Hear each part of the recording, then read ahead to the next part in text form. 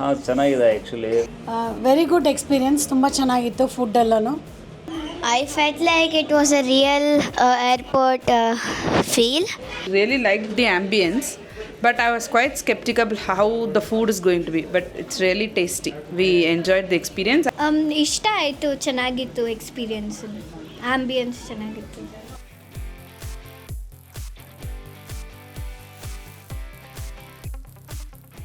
ಊಟ ಎಲ್ಲ ಚೆನ್ನಾಗಿತ್ತು, ಟೇಸ್ಟ್ ಅಂತೂ ಸಖತ್ತಾಗಿತ್ತು.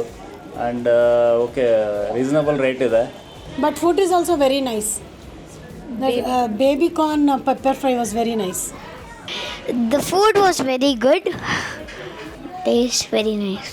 ಉತ್ತರ ಕರ್ನಾಟಕ ಗಂಗಾವತಿ ಸರ್, ಊಟ ಚೆನ್ನಾಗಿತ್ತು, ಸೂಪರ್ ಆಗಿತ್ತು. ಗೋಬಿ ಚೆನ್ನಾಗಿತ್ತು.